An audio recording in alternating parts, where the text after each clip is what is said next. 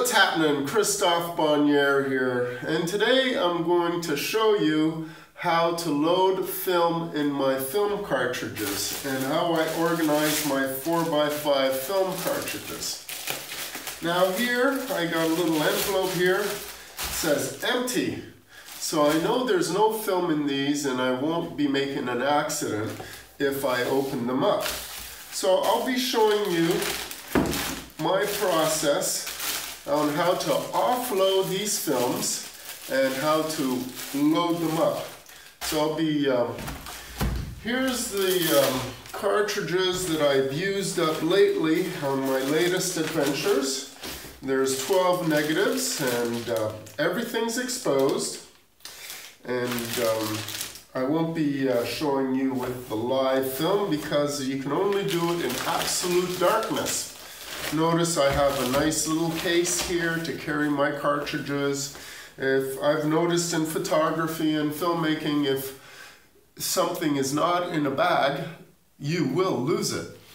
So I'm always very clean and very well organized so that I minimize my risks and mistakes. And in photography and in the film business, whatever you have to do with film, if you give it a chance to make a mistake, there will be that mistake and you will lose important shots.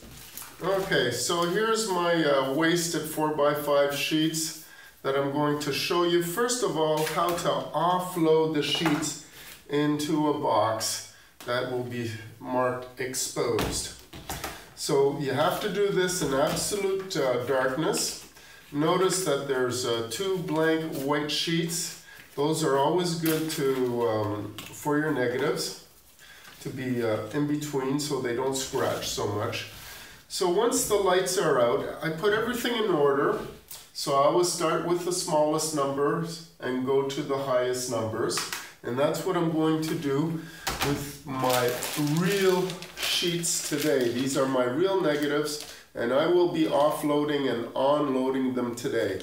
But I will be showing you how it's done in the light with some dummy sheets that are wasted. So I put my cartridge, my box with the two sheets ready to go, and it's obviously a very clean surface. Everything in my darkroom is always super clean. I'm very clean with my chemistry. I don't splash and spill. It's really has to be a very clean area. So what I do is I make sure that the security tabs, these little locks, are open. And I slide open the security sheet. I'll open the lip and I very gently pull out my negative, and emulsion side down, I put it in the box. I close it, I flip it, and I do the same. If it doesn't open, it means one of my security latches have blocked the security leaf. And I open it like this, and emulsion side down. And I always, whenever I do my photography, I always start in a numerical sequence. So when I process my negatives, they are in a numerical sequence. So the first pictures that I took on August 8th will be processed before the photographs that I did on August 12th.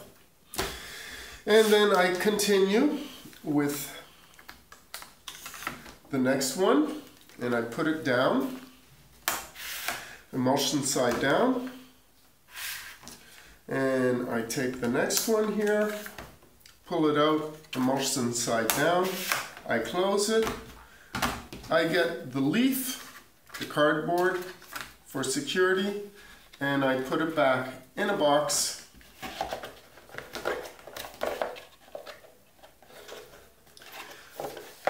It's a 3-time box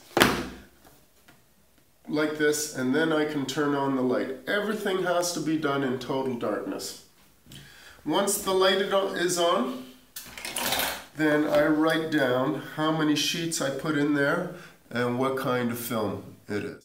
So here's the real deal. Here's everything's always in plastic, right? Here's the dummy film, but here's the real film. Here's my stock. This is T-Max 100, and I put virgin, which means that this is my virgin stock.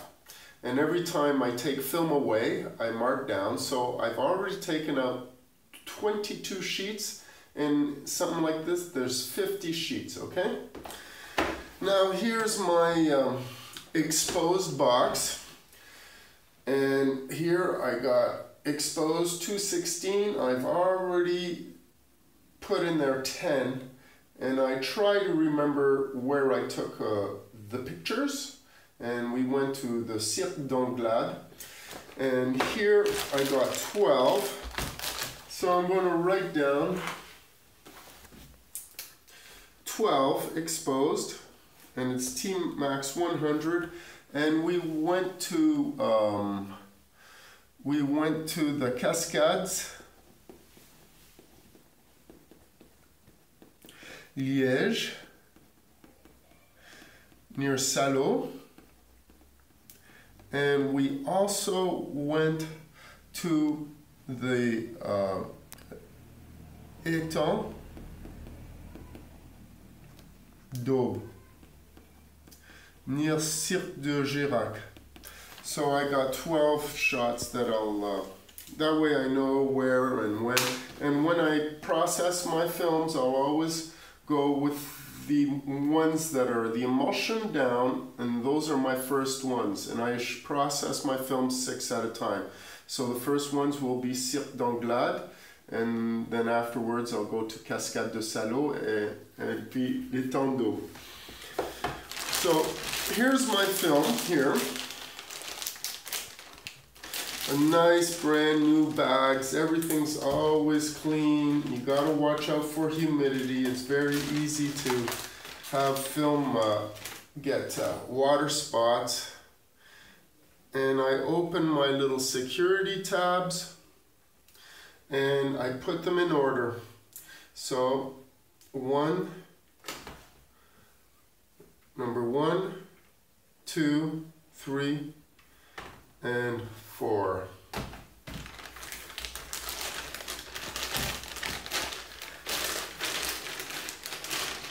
Remember, whenever the security sheet is showing black, it means it's exposed.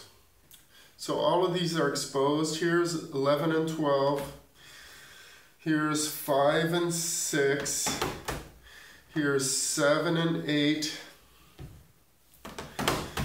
Here's 9, and here's 10.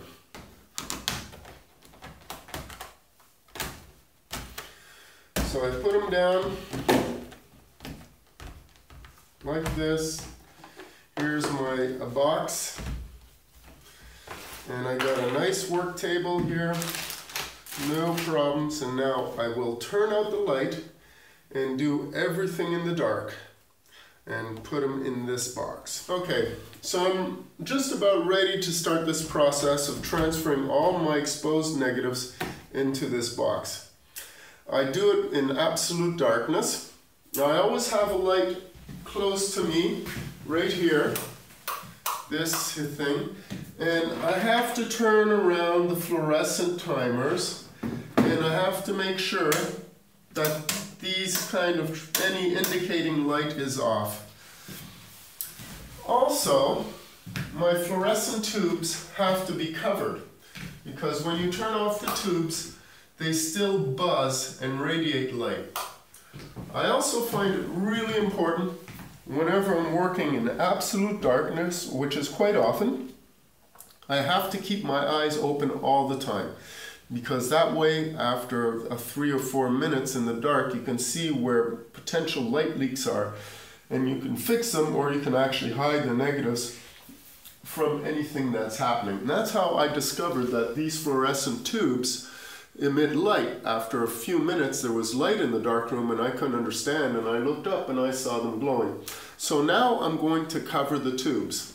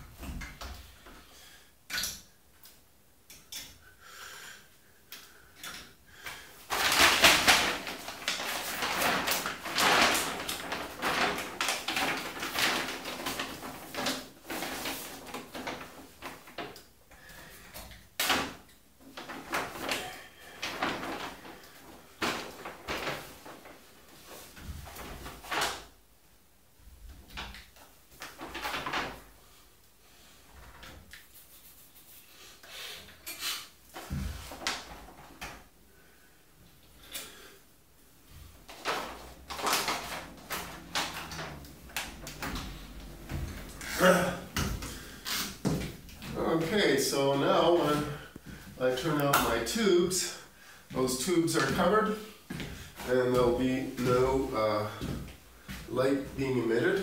And when I turn out this light, everything will be totally dark. So now I'm in a dark space and I maneuver close to my negatives and I look around to see if there's any light leaks. And I can see a little bit of my assistant's camera emitting light on his face. And I can just barely make out my work area. So there is a little bit of light being leaked around here. Okay, so I just finished offloading all my exposed negatives. I turn on the light. And here we are. I got my 22 sheets in here, and here's my empty cartridges. Now, one really important thing to do when you're offloading is you count the negatives as you put them in, because you don't want to be all of a sudden forgetting that you flip one over and find a negative there and go, holy shit, and there's another ruined shot, right? So now I will proceed and show you how to prepare the cartridges to load them up with film and how to load them up with film. Okay, so here we are. Here's my exposed box and it goes straight into my baggie. And here's my virgin film. But before I load up my 12 negatives into these 12 cartridges, I have to clean these cartridges. The biggest problem when you're shooting with 4x5s is if there's dust that lands on your negative when you're shooting, and that dust will bring out a part of the negative clear, and then when you print it, that clear part will become black, and that's when you have to use a scalpel to etch out the black spot that's embedded in the gelatin, the silver that's embedded in the gelatin. Now that takes years of training. And I remember when I first started to shoot this, I actually had some negatives that had thousands of dusts on them. And I printed it up and it was just impossible to etch everything out. So, you know, when I'm in a dark room, when I'm shooting from my home location, it's no problems. I use my darkroom, it's super clean, but you still have to prepare your cartridges. When I'm on location, I have a little tent. That tent tends to give off more dust, but it's absolutely necessary. You can't use a bag. If you use a bag to load up your films, there'll be tons of dust and the print will be futile. But here we go. I'll show you how I prepare my negatives.